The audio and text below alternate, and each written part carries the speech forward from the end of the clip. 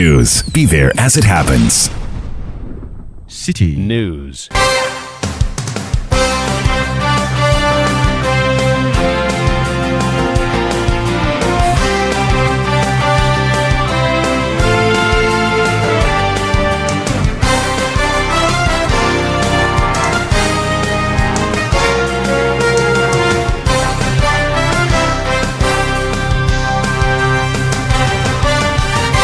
It's 17:30 GMT. This is Eyewitness News on 97.3 Citi FM. I am Umaru Sanda Amadou. Tonight, I'm here with Akusia Oche. And coming up over the next 90 minutes. I haven't seen anything with my security guard as they did yesterday that tells me that anything is being postponed. Former Minister and former Member of Parliament for Donkwabenya, Sarah Adjoasafo's meeting with Party Disciplinary Committee fails to take place despite her visit to the party headquarters today. We understand what more transpired. Also, coming up, Chief Justice Gertrude Tokonu's response to the petition brought against her for her removal to the presidency. What next on the process we'll be finding out here on Eyewitness News, and later on the show. We talked about how the relationship with Ghana is very strong and how we can keep it going that way. And the sort of details of what these global tariffs are, and some things where the United States and Ghana can improve our trade relations. U.S. Ambassador to Ghana, Virginia Palmer, pledges more engagements with Ghana government following a meeting with the officials at the Foreign Affairs Ministry, including led by the Minister of Foreign Affairs, over Donald Trump's taxes. Stay with 97.3 Citi FM for more on this and many other stories on Eyewitness News. And in business, Laid-off workers of Ghana Maritime Authority demand reinstatement over disputed terminations. That's in 50 minutes from the Citi Business Desk. Eyewitness News is live across Ghana on a host of affiliate stations. In the Western region, we are on Adwinpa 100.7 FM based in Takwa. In the Takrady area on the coast, we are on Beach 105.5 FM. And Sky 93.5 FM. In the Bono region, we are live on Greener 95.9 FM in Sunyani. In the Ashanti region, we are on Focus 94.3 FM in Kumasi, and Orange 107.9 FM also in Kumasi. In the Volta region, we are on Revival 99.3 FM in Tajevu, and we are on VOV Radio 95.7 in Hohwe. In the Northern region, we are on Radio Bimbila 91.9 FM in Bimbila. In Upper East, we are on Quality 88.7 FM in Garu. In the Upper West region, we are on Tongsong 97.3 FM in Wa. And we are in Jirapa on Jirapa FM 96.1 FM. The show is also live on YouTube. Just look for Citi FM. We are live on Facebook, and we are also interactive. Join us with your messages on 0549 986 996. Alternatively, go on Twitter, now known as X, and drop your messages there. Mention me at Umaru Sanda and use the hashtag Eyewitness News. This is Eyewitness News on 97.3 Citi FM. My name is Umaru Sanda. I'm here with Akusia Oche, and we begin today with a conversation that is happening between the judiciary and the executive. A petition was sent to President John Mahama. In fact, a number of petitions were sent to him asking that Gertrude Saba Tokonu be removed as Chief Justice. And per the dictates of the Constitution, the President forwarded the petitions to the Council of State for advice. Before the Council of State will return a verdict, the Chief Justice requested that the petition against her be provided to her, the allegations made against her, so she may formally and properly respond. She requested for at least 6 days, was that what she requested for, and the president offered her 10 days. Last week Friday, we are told her petition reached the Jubilee House, and now we wait for the next action.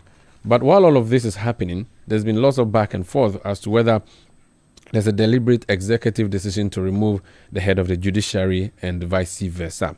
There are others who say no, it's just a simple process that has happened in the past, which is happening again.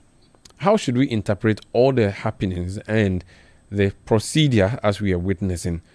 Now, Mr. Kweku Ansari, Kweku Ansari is a private legal practitioner. He was once the head of the Ghana School of Law and also at Mount Crest University or Law Faculty. He's understood our legal system and has been part of it for many decades. So we've called him up now for a quick conversation on what is happening. Sir, you're welcome to Eyewitness News. Thank you and good evening. And I'm Mr. not Doc. Apologies. I was trying to I was trying to promote you. Hopefully by I'm seeing into the future. Anyway, okay, so let's proceed. What do you make of the okay, I'm not sure it's a lot of back and forth, but the whole procedure about the removal of the Chief Justice, what do you make of it from the beginning? The back and forth is due to the fact that there doesn't appear to be clarity in the wording or drafting of the various provisions in Article 146, especially from clauses 6 to 9. That is why it seems that there has been back and forth. And it all boils down to precisely when that the president act to suspend the Chief Justice.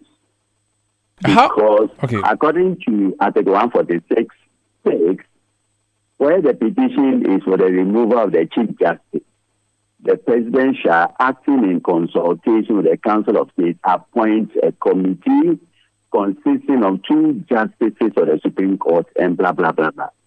The committee appointed under clause 6 of this article shall inquire into the petition and recommend to the president whether the Chief Justice ought to be removed from office. It doesn't tell us when the president has to so act. So one school of thought is of the view that when the president receives the petition for the removal of the Chief Justice, then automatically the president may suspend the Chief Justice from office. That is not what the framers of the Constitution intended. The framers of the Constitution, or this provision, this particular Article 146, intended that where the petition was for the removal of the Chief Justice, there's a consultative process involving the President, the Council of State, the incumbent Chief Justice, and a committee. Then at the end of the deliberations, then the Judicial Council. So it is not too clear, when exactly the whole thing is to begin. So let's, from the past, it seems to me that committees are appointed pursuant to the forwarding of the petition to the president. Now, where the president does consult the Council of State, and the 2 bodies are of the view that a prima facie case has been made, there the president will set up a committee, and once the committee is appointed or set up, the president may then suspend the Chief Justice. So it is not before the setting up of the committee, as one school of thought, seeks to rule. That view is erroneous. It is unconstitutional. It doesn't conform, to the black and white lettering of Article 146. So in all these things, the scenario seems to be this. A petition is removed. A petition is submitted. The president submits the petition to the Council of State, either together with the Chief Justice's response or without the response of the Chief Justice, which may be forwarded to the Council of State later, because the Council of State ought to know or hear the other side, that is the version of the CJ. It is only when both sides, the facts of both sides are being presented to the Council of State and the President, that the President, can take an informed decision based on the outcome of consultation with the Council of State in setting up. So where the Council of State is of the view that the petitions don't merit, in this case, the petitions don't warrant the establishment of a committee. They also advise the president, and no committee will set up. So it is not cut and dry that the moment a petition is submitted, then the committee shall be formed. No. That is not what the law says. Okay, now the Odi Alteram Partem rule, that rule of hearing the Chief Justice in this case, was it in the contemplation of the Constitution, or it was a latter developed law based on precedent in past cases? No, it's not based on both, because our law has always a common law rule. The Adi Alteram Partem rule is a common law rule which was developed by the judges in the course of their dispensation of cases or determination of cases. They made that rule. It was not developed by the UK Parliament, which we inherited. But so it's a common law principle, and it's enshrined in Article 11 clause 1E of our 1992 Constitution as part of the received common law rules from the common law tradition. And then the Constitution has somewhat given it teeth. So now it's a constitutional right to hear the other side. Therefore, where the other side has not been heard, then the rules of natural justice have been breached.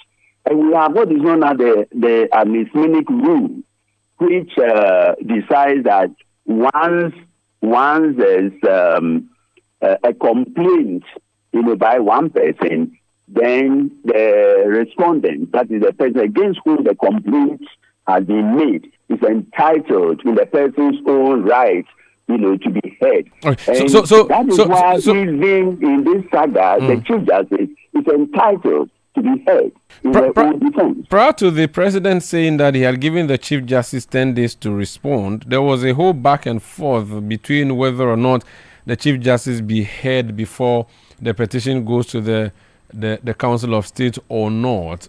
Was that a non-starter? Does it mean President Mahama has not done anything novel necessarily by allowing the Chief Justice be heard before the Council of State begins deliberations? What the president has done is consistent, with the wording of the Constitution. Mind you, in all these cases, Article 146 clause 9 says the president shall, in each case, act in accordance with the recommendations of the committee. In each case, act in accordance with the recommendations of the committee. Okay. And the committee is going, to be, guided by guidelines enshrined, in our law. Our law on the statute book has embedded in it the rules of natural justice. So the president merely acted in accordance with, well-established principles. Okay. And, once the other side is entitled constitutionally, to be heard, then the person has to be heard. And I don't see how anyone can accuse the president of acting, in bad faith merely because, the president has given the Chief Justice 10 days, within which to respond. Okay. It's in line, with the enshrined principles of law. So in moving forward, is there automaticity in the setting up of a committee immediately the report or the petition is given to the Council of State, or this petition as forwarded to the Council of State with the response from the CJ may not necessarily lead to a setting up of a committee which will then investigate the matter against her? I believe so. If so, the word there is may. The word is not shall. It's may. The president may. The president may. But the 146 says what the petition is for the removal of the Chief Justice, the president shall. The president has no choice. So when the word shall is used, it's mandatory. Where it is may, it is permissive. So there the president, can exercise a discretion. But where the key word there is shall, the President is obligated to act in accordance with the tenets, or the provision concerned. Okay, so my question is whether or not the Council of State returns any verdict, is the President obligated to set up this committee, or it is only when the Council of State says there's some prima facie evidence or case that has been made for which reason there should be a committee that the President will act in that particular direction? Hello, sir. The provision in 1467 say the committee appointed under clause 6 of this article shall inquire into the petition and recommend to the President whether the Chief Justice ought to be removed from office. My understanding from the reading of it is that where the President, acting in consultation with the Council of State, is of the view, pursuant to the consultation, that the prima facie case has been, made out. Then a committee, be set up. The moment the committee, is set up, the President is then obliged to may suspend the Chief Justice. And I think it is fair. I mean, if a committee has been set up, what is the purpose? Is to inquire into the allegations. And while the committee is inquiring into the allegations, the Chief Justice cannot remain in office because there's a likelihood of interference, and therefore has to step aside. It is at that point that the President may. So I see it, as follows. If the petition is frivolous or vexatious, there's no need to set up a committee. Where the petition has some merit, and therefore a prima facie case has been, made out against the Chief Justice, a committee, will be appointed, and at that stage, the President will be right in taking steps to suspend the Chief Justice.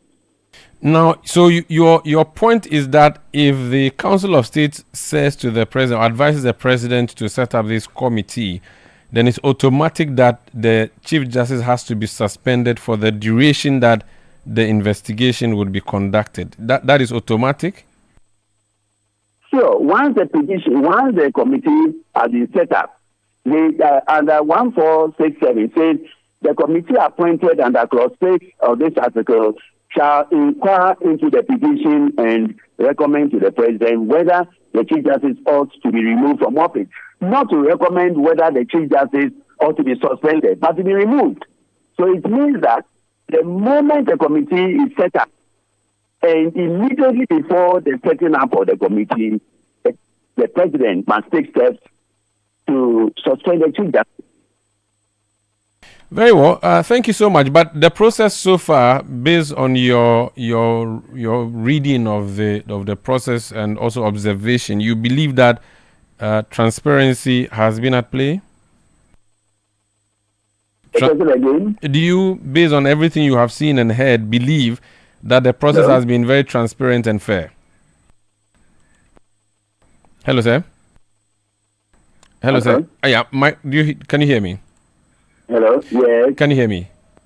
Yes, I can hear you now. So my question is, and this is my last question, based on everything you have seen and heard, do you believe that the process has been transparent and fair? Oh, sure. Sure. Let me refer you again to Article 14610A. Where a petition has been referred to a committee under the article, the President may, in the case of the Chief Justice, acting in accordance with the advice of the Council of State, by warrant signed by him, suspend the Chief Justice. So it's been transparent so far. Everything he has done so far has been in accordance with the provisions of Article 146, clauses 6 to 10A. Very well. So far, so good. But it doesn't mean, therefore, that the petitions, are fully, factually, and legally meritorious. It doesn't mean that. That is why the Council of State is involved, because it's made up of eminent persons who will be thorough, in their deliberations and will be sincere, frank, and honest to the president. So I don't expect the Council of State, to toe the line of the president. If the president is wrong, the president will be wrong. The Council of State has every right to tell the president so. If, on the other hand, there's some merit in the petition, or there are merits in the petition, they may so advise the president. In either case, Article 146 10A must be complied with. At what stage may the president suspend the Chief Justice?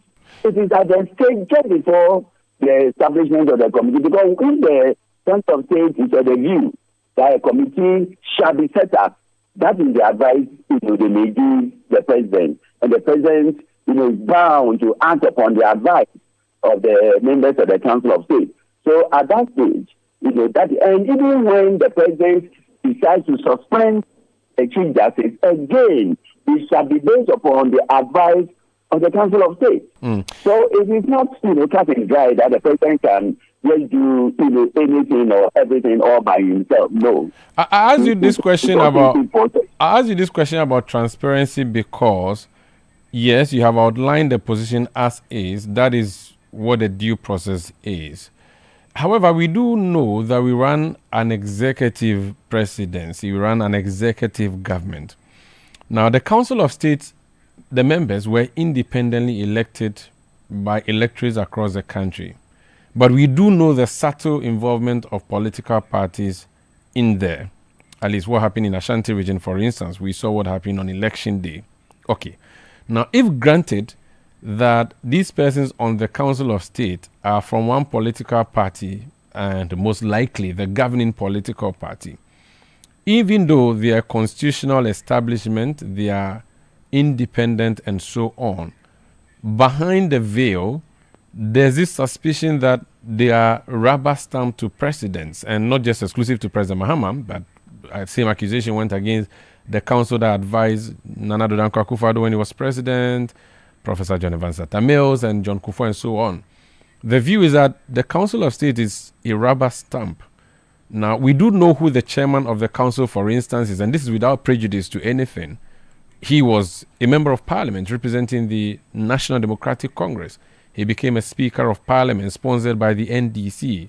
I'm referring to the Right Honorable Edward Jaho. If you consider this and also think of the committee that's going to be set up, and this is without prejudice to the fact that we are talking about Gertrude Torkornoo necessarily, do you think that an investigation of this sort should be empaneled by someone who may not have a political alignment necessarily with the person being investigated? Do you think investigations like this should be conducted by, for instance, IOCO or CID, where we believe that they may be more independent than the Council of State or this committee that we set up? I don't know. This is just a view I'm throwing at you based on what I've heard people say. Well, I'll not have any constitutional basis, to say I think that a body like IOCO, because that's not what the Constitution, contemplated, and that is not what the Constitution has laid out. The guidelines under 146 to 10A are quite clear, and all of us are bound by. Now, my fear, on the issue of transparency is this, and I stand to be corrected. Our president, the previous presidents, have always acted, in accordance with their own whims and caprices and what their partyful soldiers require, of them to do. That has been wrong. But it doesn't mean, therefore, that President John Dramani Mahama must, be persuaded, by bad, previous presidents. Not at all. But let me just give you, an instance. When Charlotte Osei, was to be removed, the former president set up a committee, and because it was the electoral commissioner then, the mantle fell on the Chief Justice. Who was then the Chief Justice? Chief Justice Sofa Kufu. And that committee recommended, the dismissal of, Charlotte Osei. So for me, it doesn't matter, if the president desires a certain, pathway. That is what, the committee will do, for the president. I sincerely, I don't see that members of the Council of State are going to, object, strongly if it is the president's wish that the Chief Justice should be sacked. All of them, I believe, will dance according to the presidential tune and will sack it. Whether it is objective or subjective is not for me to answer. But, as far as I'm concerned, in that, light, I will say that there is no transparency because I am guided by what was done in the case of Charlotte Osei, no mean a person than the Chief Justice. Now, all of us as Ghanaians, or majority of us at the time, thought that, everything was wrong with the establishment of the Charlotte Osei committee, and we reasonably expected that since the Chief Justice belonged to an arm of, government that whose independence had been guaranteed, then that committee under chairpersonship to do the right. Charlotte Osei was dismissed, nevertheless, together with two of her deputies. So this has been the customary tune that we are known to be singing. That has been the tradition of this country. So as far as transparency, the word transparency is concerned, the meaning of transparency then becomes, subjective from the perspective of the person who is using the word, transparency. If we were to be transparent, most of these things, I tell you, would not, go too far. Very well. But transparency is one thing. Acting, by the operators is another thing. If a petition had been submitted in December and the petition had been dealt with, and as a public, as a nation, we are not being told, or we've not been told, whether the determination of the first petition by the former president, was in accordance with legality or lack legality. Nobody knows. And then 3 more petitions come. What does that suggest? It means that there is a hidden agenda, to remove the Chief Justice. Now, in 1968, when the Akufo-Addo Constitutional Commission, submitted their proposals, they made it quite clear that as far as the relationship of the legislature and executive, was concerned, they expected that relationship to be a respectful one. But then they were quite sure that having regard to our past history, the judiciary would be left, to chart its own, course and develop a jurisprudence around the judiciary that would make it difficult for any president to come and remove the Chief Justice the way Kwame Nkrumah did in the case of the Akokosa and Sarkodie Addo. But today, what happened in 1959 and 1960 and 1964 is playing out. We want to remove the Chief Justice. Why? Because of a crime she had committed. What crime? The crime of being appointed by a former president. Is that what the Constitution has done? No. But that is what everyone, is seeing. And no one is speaking, against it. And if the Chief Justice were to be subjected, all our Chief Justices were to be subjected, to these kinds, of undignified exit as Chief Justice, one day, no one will be keen, to accept the position of office of the Chief Justice. Okay. Why is it that when it comes to the removal of the president, the procedure is so tight. When it comes to the removal of the speaker, the procedure is so tight. But when it comes to the removal of the chief justice, I mean, it is anybody. It becomes, football game, between, the president and members of the Council of State. So based on what you are saying, it would be fair for me to presume that if Professor H. Kwesi Prempeh were listening to us, you would tell him to consider that particular provision in the Constitution during this amendment process. Sure. Very well. Sure. Thank you so much for speaking to us, sir. You're welcome. Thank you. That's Mr. Kweku Ansasari. He is a private legal practitioner, former director of the Ghana School of Law. This is Eyewitness News on 97.3 Citi FM. We take a break. When we come back, Adwoa Safo versus New Patriotic Party. That's the story we are looking at. And also government officials, Foreign Affairs Minister Honorable Samuel Okudzeto Ablakwa meets with U.S. Ambassador to Ghana, Virginia Palmer, on the 10% tariff handed down the world by President Donald Trump, the Maverick. We'll talk about that. Plus, another story I have an eye on. Staff of Ghana Maritime Authority demand reinstatement. I'm just receiving a message from one person who says, I have been in the service for 19 years, including service, and my contract has just been terminated. We'll be hearing from them. This is Eyewitness News on 97.3 Citi FM. Eyewitness News. Be there as it happens.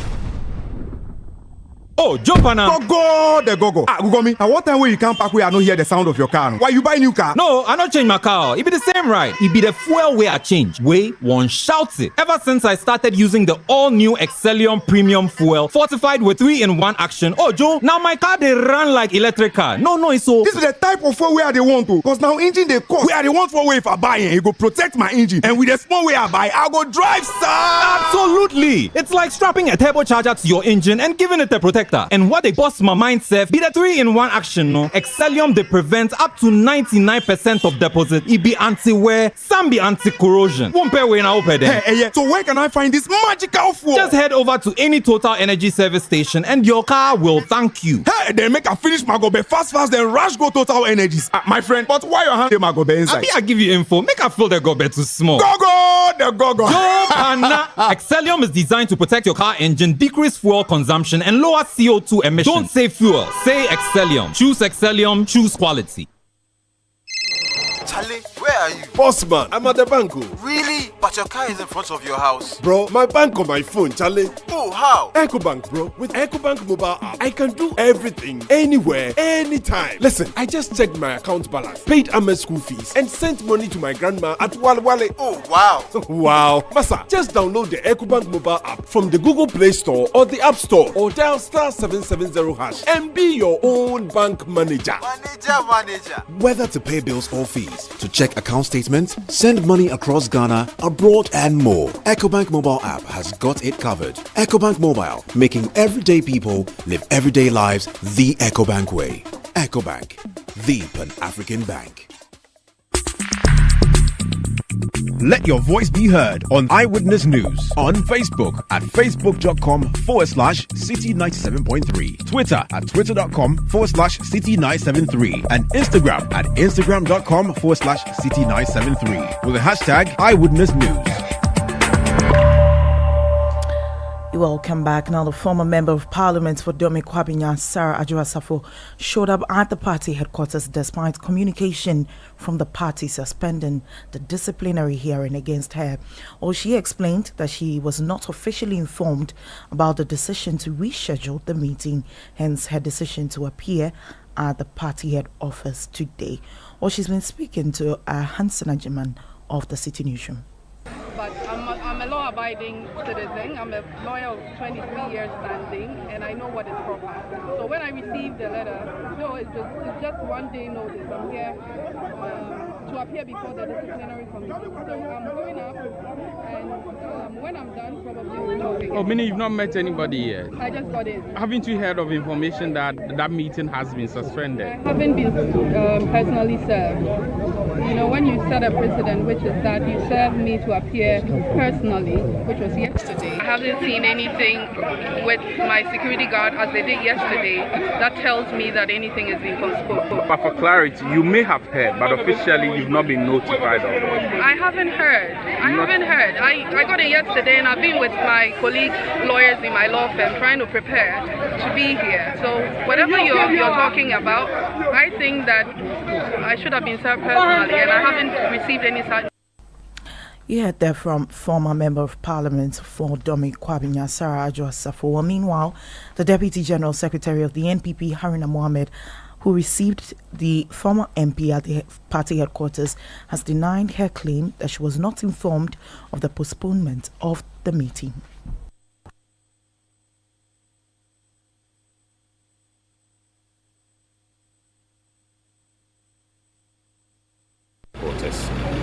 And I went in to inquire from her and to also draw her attention to an earlier letter that was written and served her for this particular committee sitting.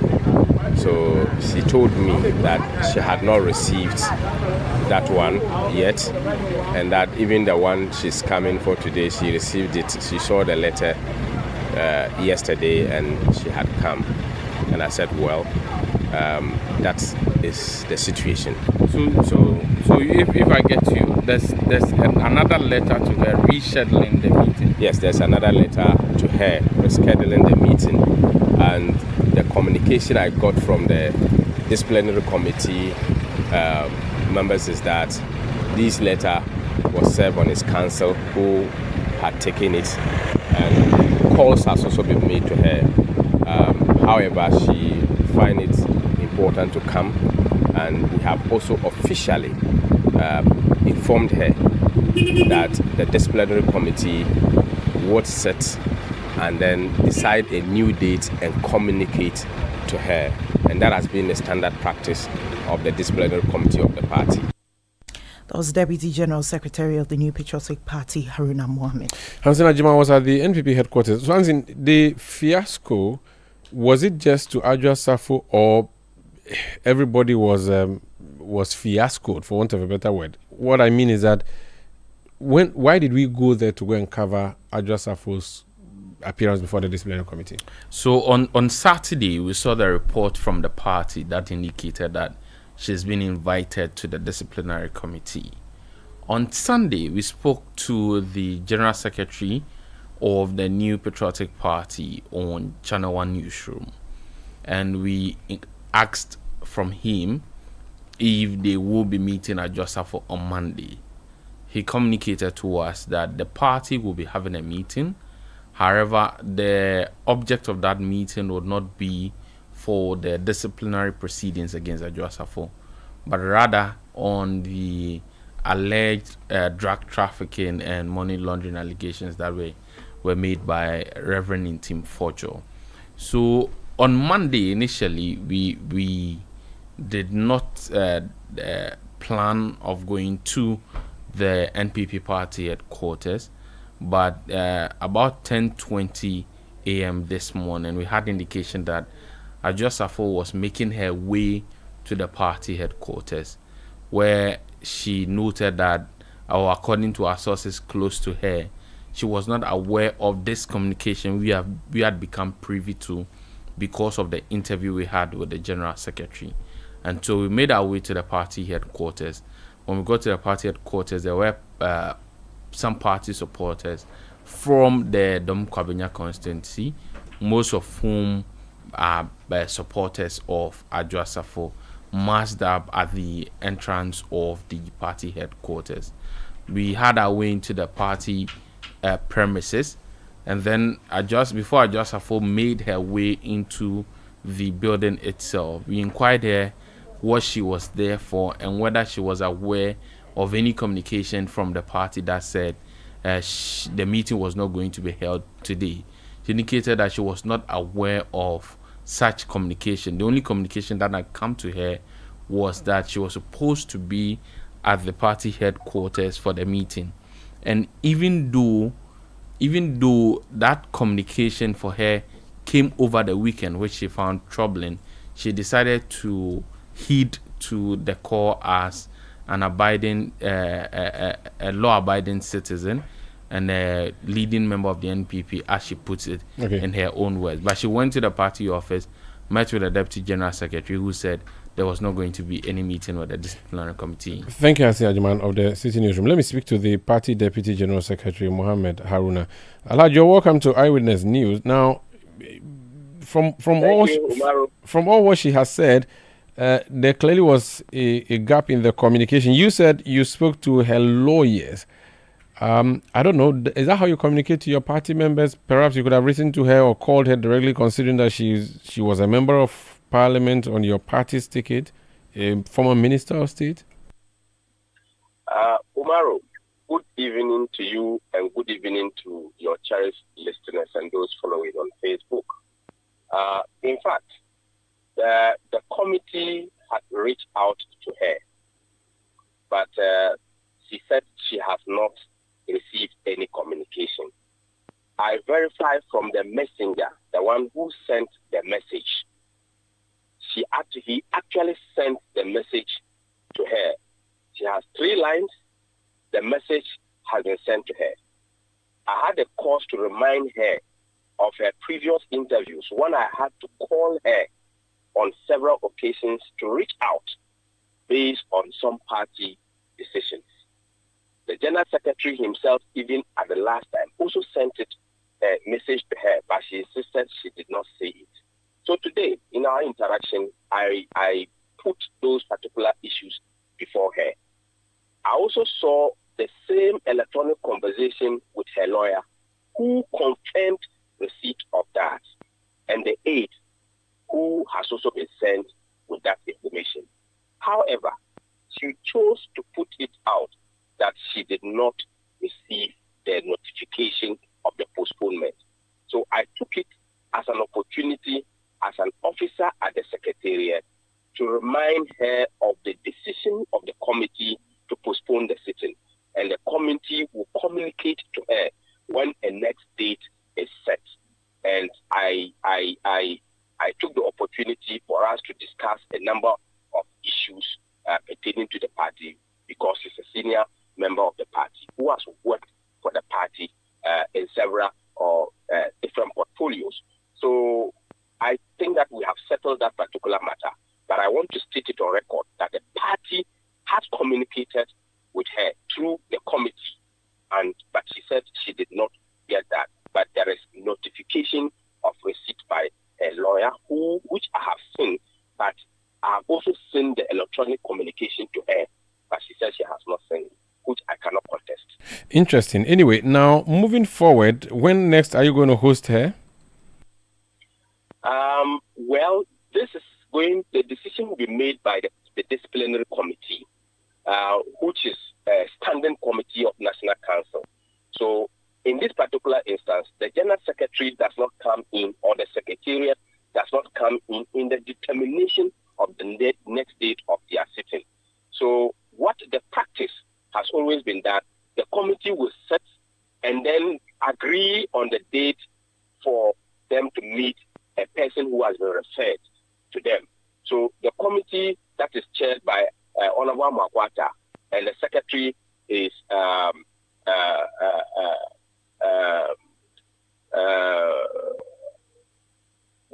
the secretary will communicate to her based on what has transpired within the cycles of the meeting. So I believe that this will be done at the right time. The secretary is Honorable Patrick Buama, who will communicate to her, but not the Secretariat of the General Secretary. Very well. Finally, before we go, we were also expecting you to do that press conference where you said you had 26 questions for the government on the 2 flights that your party member MP alleged had brought in drugs and money into this country. That press conference didn't happen. What happened? Well, the General Secretary hinted on your show yesterday that the party will be having a meeting. So the party will be having that meeting. After that particular meeting, we will send invitations to media houses and a press conference will be organized for this to be done. We have not sent any invitation to any media house with respect to that, but the party is still having several other meetings on this particular matter before we'll be able to meet the press, to speak to the press. Thank you so much for speaking to us. Thank you, Umaru. That's Haruna Mohammed. He's Deputy General Secretary of the New Patriotic Party. This is Eyewitness News on 97.3 Citi FM. Let me bring some of your messages now. Abi National in WA says NPP is trying to divert the minds of Ghanaians from oral work that is taking them one by one. Al-Hassan Hamdan from Newini South says, I fully support the petition to remove the Chief Justice. Her recent conduct, particularly in the ruling on the birth certificate case and other related cases, were politically motivated, clearly demonstrating lack of impartiality. David of Ejisu Krapa says, the NPP party didn't treat Adjoa Safo fairly. NPP, the mafia political party. Manuel Addition, is that your name? Manuel Addition from Afinya. Manuel from Afinya Matayako says, is the national security not making these issues rather more evident to the allegations raised by Reverend Tim Fojo MP? Why the long silence on these monies and the cocaine issue? You waited for an allegation to be made before telling Ghanaians on using Bank of Ghana seals on the containers found, which now we are being told the contents are all fake. Neo Digni Atukwekwe in Accra says, the judiciary is left to receive is yet to receive the reset move, and it will happen to enable the reset agenda to work effectively. Honorable Joseph has summarized the hard. Okay, I lost that on the console. Nyoya Bright in Nottinghamshire, UK says the NPP is trying hard to gag Honorable Joseph from further exposing their deals. Someone should advise the president to sack Honorable Ahmed Ibrahim. His stance on the National Cathedral is compromised. He cannot do an objective assessment when he has already declared that Ghanaians demonize the project. We voted NPP out because of the likes of Ahmed Ibrahim. He is enjoying his position rather than working. Christian Ameko from Kpong says the Chief Justice must go. What is she waiting for? She wants to remain in her office and be shielded. Okay. JDM is working. This from Jones Aduboyinla. He says, unlike in the case of Charlotte Ose, where things were done improperly, all the experts and so-called lawyers were nowhere to be found. Today, you are all speaking. Posterity will judge you, notwithstanding the president this time around is doing the right thing. You can also send your message 0549 986 996. That's the WhatsApp number 0549 986 996. Akosio has some other stories. Yes, the U.S. Ambassador to Ghana, Virginia Palmer, has stated that her office will continue to engage the government over the 10% U.S. tariff on Ghanaian exports. She made these remarks after honoring an invitation from the Minister of Foreign Affairs and Regional Integration, Samuel Okudzeto Ablakwa, to discuss the matter further. While addressing the media, Virginia Palmer indicates that the relationship between the United States and Ghana remains very strong. I had a great meeting with the Minister of Foreign Affairs, and we talked about how the relationship with Ghana is very strong and how we can keep it going that way. And the sort of details of what these global tariffs are, and some things where the United States and Ghana can improve our trade relations. We're in the lowest tariff regime. What does that mean to, between the relations that we have? Well, I hope that it means that Ghana will have some benefit vis-a-vis its competitors, but we'll dig in and continue to talk. That was U.S. Ambassador to Ghana, Virginia Palmer. Honorable Samson Ahin, Member of Parliament for Bodi. He's Deputy Minister for Trade and Agribusiness and Industry. Honorable, you're welcome to Eyewitness News. Thank you, Walter. You're in the meeting today, I suppose. Yes. So share with us the things that you are allowed to share with us in public. Was it an invitation to query the ambassador or to seek further information? Was it a meeting to ask the ambassador for guidance and advice, or to say to the ambassador that tell Mr. President Trump that he should reverse this decision of his, or we would protest in the strongest of possible terms? Yeah, thank you very much. Let me say good evening to your listeners, and to state that we had a friendly engagement with the ambassador of U.S. and her team. The meeting was done on a friendly environment to seek for clarifications, seek for rationale for slapping the 10% tariffs on Ghana. As you are aware, the U.S. government on 2nd April imposed tariffs on almost all countries in the world, including Ghana. So we met today to seek for clarifications, and so the ambassador came with her team. So we had a cordial meeting, and at the end of the day, we were able to achieve the reason for calling for that meeting. Okay, so the outcome of the meeting and the decision moving forward, what's the outcome? What are you going out of the room with? What should we expect to happen next? Yeah, what we expect to happen is to continue to engage the U.S. government on a diplomatic way and bilateral discussions to ensure to see whether something can be done with the tariff. And because the ambassador tried to explain to us that it's not as if Ghana has been targeted. It is a policy by the government to sort of reiterate the past and undue advantage countries have taken over U.S. So at a point we even sought to ask the status of AGUA. So because, AGUA allows some African countries to export into the U.S. market with tax-free. So with the introduction of the 10%, what is the status of AGUA? And from the explanation given, it looked like, in fact, the whole AGUA arrangement is supposed to come to an end September 2025 this year. So from the look of things, if nothing is done about it, then you can see that AGUA has come to an end. Nothing will be done about it. So we requested that it should be extended. And if you look at the trade volumes that we have had so far, Ghana, we have a trade surplus with U.S. since 2021, 2022, 2023, and 2024. 2024, we had a trade surplus of about $244 million.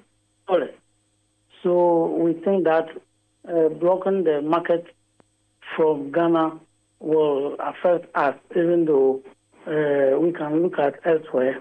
But we continue to engage the U.S.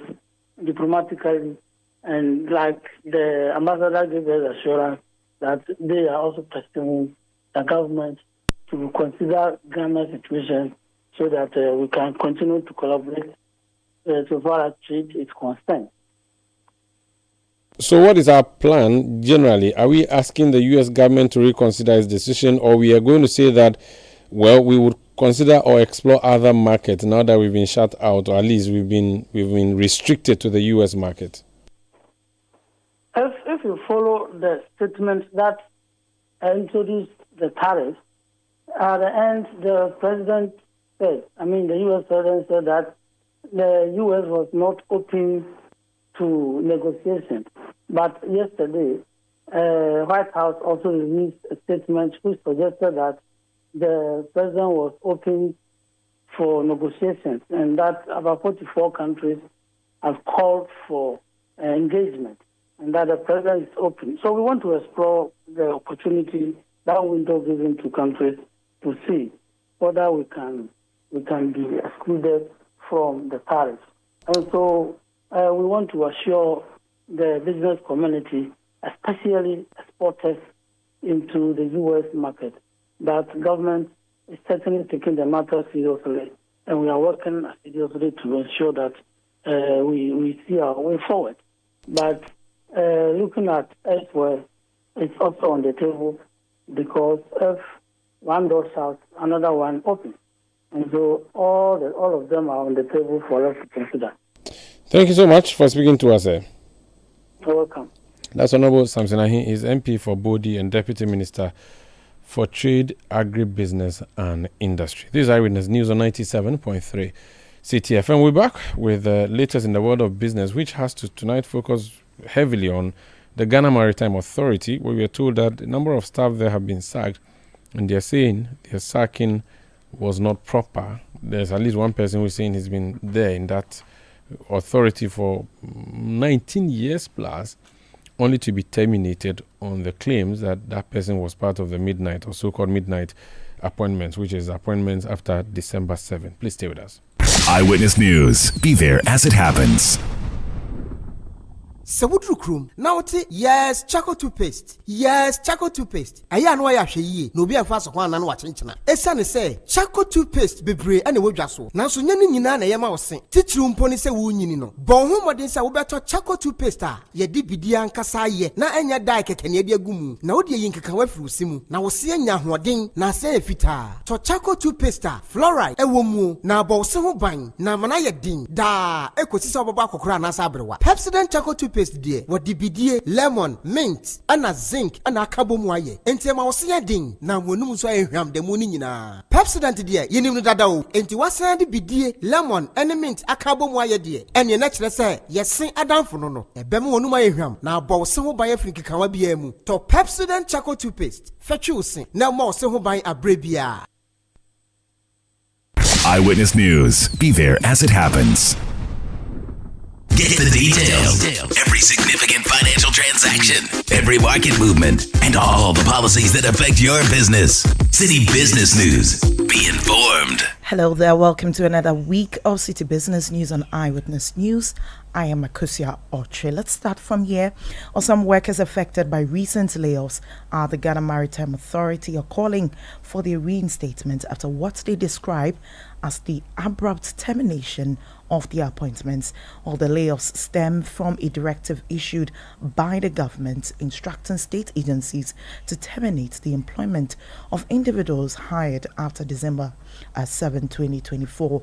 However, the affected workers contend that were hired before the cut-off date. Citi Business News spoke with one of the affected workers on condition of anonymity.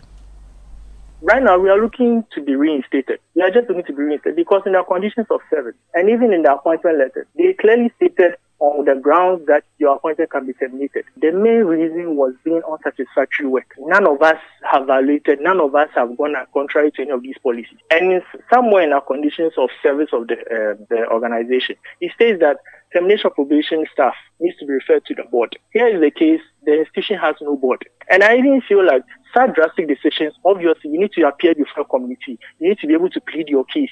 There should be some form of procedure in order for this thing to be done. Okay. But and information is there's still more people who are going to be terminated.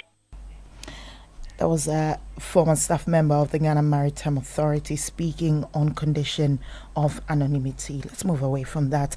The Finance Minister, Dr. Casey Lato-Forsing, says the government has taken corrective measures under the ongoing IMF program to address structural weaknesses inherited from the previous administration. All this comes as an IMF mission is in town to review Ghana's extended credit facility program as part of continuing engagements with senior government officials to assess critical economic indicators and the country's progress under the program. Meanwhile, Citi Business News is learning that the IMF tax team will from today begin discussions with government on proposed reforms to the value-added tax structure reforms, which could see the removal of the COVID-19 levy later this year. Economist Professor Patrick Isuming, while commenting on this, opines that government should ensure it factors the outcomes from the economic dialogue in these discussions. I think among the many promises regarding the taxes, most of them have been implemented, but not the one regard to VAT. It's clear that the minister is being transparent in saying that they're going to discuss with the IMF. I do hope before that discussion takes place, there's been some discussion with the business community. We don't want a situation where they go and discuss, agree something with the IMF, when the Ghanaian academia as well as the business community is not fully informed. Don't forget that this were part of the discussions that took place at the Economic Forum, the National Economic Dialogue. So we hope that there will be more consultation with the local businesses and to try and build a consensus of whatever they're going to agree with the IMF. Economist Professor Patrick Isumi speaking to Citi Business News. Now, a delegation from Citi FM and Channel 1 Television, led by Managing Director Samuel Atamensa, has paid a courtesy call on the Acting Chief Executive Officer of the Ghana Export-Import Bank, Ghana Exim Bank, Sylvester Mensah. All the visits aimed to strengthen ties between the media organization and the bank, as well as to foster closer collaboration under the institution's new leadership. While acknowledging the existing relationship between the two entities, Samuel Atamensa expressed optimism about strengthening their collaboration moving forward. We are here as a team from Channel 1 TV and Citi FM. First of all, to congratulate the new leadership of Ghana Exim Bank, led by your good self, Sylvester Mensah, and also to familiarize ourselves with the new management, as we believe is our duty. We've had a long-standing relationship with Exim Bank, and we think that this is a good opportunity for us to bridge the gaps that have existed and, if you like, strengthen the relationship. And I'm sure that with time, we'll find common grounds to work together to promote the very essence of your being. So thank you once again for admitting us into your space, and we hope that we have a fruitful conversation. Samuel Atamensa is Managing Director of Citi FM and Channel 1 Television. Now, on his part, Acting CEO of Exim Bank, Sylvester Mensah, welcomed the delegation and outlined the bank's strategic direction over the next 4 years, including a focus on import substitution with particular attention to crops that can reduce the country's reliance on foreign currency.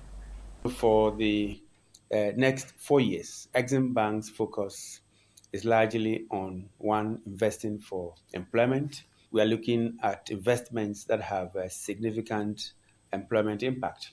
We're also looking at increasing food production, and so we're also going to direct our efforts and our financial support for expanding food production.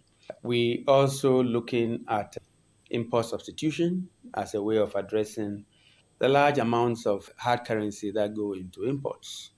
And so we are looking at supporting import substitution crops that will reduce the burden on our hard currency. We are looking at focusing on agro-processing within the chain of agri-business, the entire spectrum. We are looking at agro-processing. And that has been one of the key areas President John Dramani Mahama has hammered on over the years. Beyond that, we are looking at the garment or apparel subsector. This is an area that has a very short gestation period with a very high employment generation impact. Sylvester Mensah is Acting Chief Executive Officer of Ghana Exim Bank. Now, some cement dealers are raising concerns over a shortage of some cement brands, which they say is disrupting their business operations. All the issue has been linked to a scarcity of clinker, a critical raw material in cement production. Daniel Odromesa has more in this report.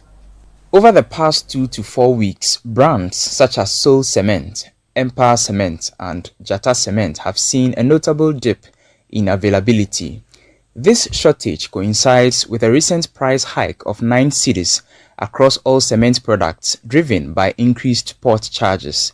Retailers report that they have not received new stock from suppliers who attribute the delay to difficulties in sourcing clinker. As a result, customers looking for these brands are often turned away, leading to lost revenue and operational setbacks for dealers. Augustine Eduful, a cement retailer with over 10 years of experience in the industry, expressed his frustration with the ongoing shortage. Comes every time. Sometimes you go and pay, they will tell you short of this or that. So we have to wait for some time before they deliver it.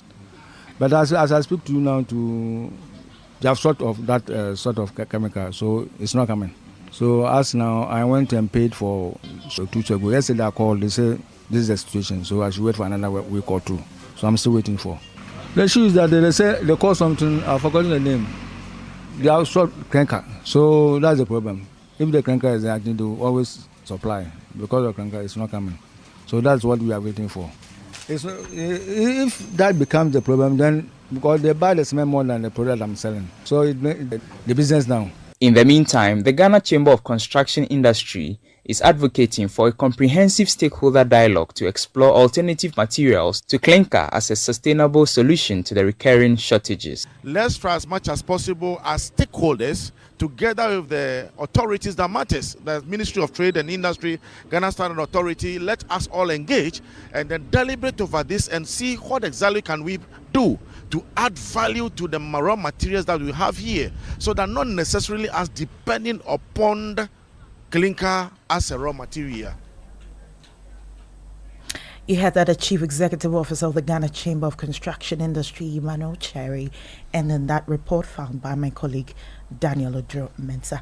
Well, that's how we wrap up the Monday edition of the Citi Business News on Eyewitness News. I am Akusia Ontre. Detailed news, unparalleled coverage.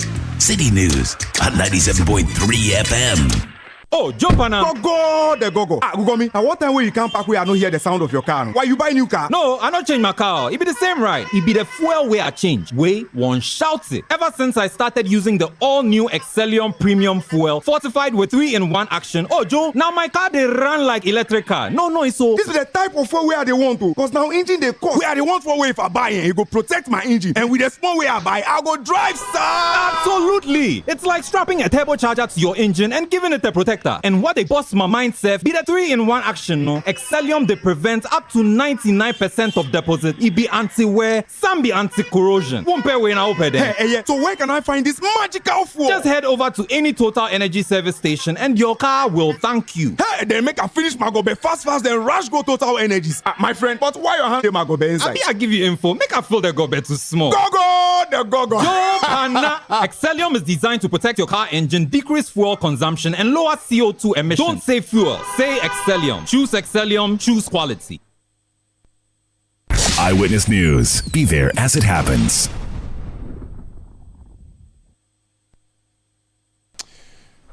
It's 23 minutes to 1900 GMT. This is Eyewitness News. This segment will be point blank. I am Umaru Sandamado, 97.3 Citi FM, except that there's no point blank tonight because there's a game happening tonight, an EPL game, Monday Night Football, and the Citi sports team will be taking over to bring you live commentary. I've been joined in studio by Bernard Abeku-Ochri of the Citi Sports Desk. Bernard, you're welcome. Oh, thank you very much. What club do you support? Manchester United. Forgotten? Myself and you are United fans. But you left. No, I have in my spirit I have left, but my body I have. My body is still there, but the spirit. Yeah. The spirit, what? No, the team will come good next season. Do you know we've got a good manager now. Do you know where the spirit has gone to? No, where has the spirit? Tottenham Hotspur. No, that one there, Nyakra. And in There's no way. Okay, Brighton and Hove Albion. What's your reason? Because we have a Ghanaian there. Right now, I'm club hunting. So no, all clubs, please. Don't go anywhere. If Manchester United doesn't take care, no, don't go anywhere. United would win the. If United doesn't take care, I'll join Arsenal. I can't comment on Arsenal. Why? Afraid PSA talk. I can't comment on Arsenal. Outside themselves, they don't have anything to. They don't have a target in life. They say they're okay. Oh, you are saying it. Is it Arsenal? They've done what? It's okay. Can we talk about Manchester United? Who is on top of the table now? Liverpool. They've got 11 points on top of the table. Comfortable lead. Yeah. And Arsenal is following. So imagine. And who is at the bottom? It's already a relegated Southampton. Southampton is gone. So already. I want to join Southampton. So that I see when you are relegated. You say you are moving away from your misery. Yeah. So like when you go down and then you know say when you know bro. But United is 13th. 13. It's not bad. It's not like this is going on. 13 as in 10 and 3. Yeah. More than Jesus' disciples. Oh, Maru. Master, stop this. 13. Why would you do this? 13. United got 13. When will you climb to 11? Look, this is like Ghana climbing from 77 to 76 on the FIFA World Ranking. No, man, nothing has changed. Ah. I mean, for the Black Stars. Brother. Because we met 2 weak opponents and that's it. But you know how I became a United How did fan? you tell me that story? How did you My mother came to Accra and bought me that thing that the basketball people wear, the sleeveless one. They call it the jersey, the United jersey. No, it wasn't a jersey. It was singlet, something. That one, armless singlet. Okay. Yeah, the basketball. The one that players, were. And then there was a photo of David Beckham on the front. Okay. And they wrote Manchester United on the top. Wow. I didn't know what Manchester United was or what David Beckham was. That's it. So I was wearing a guy. Yeah. I came to secondary school. Then one day the boys were debating over football. Then I heard someone mention David Beckham. See, that's the guy I have there. I've heard. So I went close to the guy quietly and asked, who is David Beckham? They say he used to play for Manchester United. Now he's playing for LA Galaxy. Yeah. I'm like, okay, and me too. I'm Manchester United. So Yeah, that's how that's it it. became. Yeah, So, but I think now all I need to do is go and buy a new shirt and give it out as a gift and leave. I actually have a United jersey. Don't do that. I'll Don't give do it that. out. I'm telling you, the It team was will sent come to good. me by. Look, these are the positives. The team has gotten a good manager now. In time past, the team, banged on managers who didn't have a plan. Managers who came and pretended as if they had. You mean David Moyes and co? David Moyes, Louis Van Gaal, Ten Hag. Look at the names. Sounds like actors. Mourinho. Oh, with all due respect, though. Mourinho. That one is a champion coach. Okay, so who is playing tonight? Let's talk about more serious clubs. Let's talk about more serious clubs. No, don't do that. You cannot say who and who are clashing tonight. It's Leicester City playing at home, to Newcastle United. I'll support Newcastle because of don't worry, Newcastle they win. Leicester hired the Manchester United interim coach. I said I'm supporting Newcastle. You have a problem with that? I don't have a problem. I'm only just telling you that look, Newcastle will win. That's why I'm supporting Newcastle. Yeah, they win. Yeah. They win. So let me hand over to you. Thank you very much, Umaru. Thank you. That's Bernard Abeku Ochre and City Sports up next.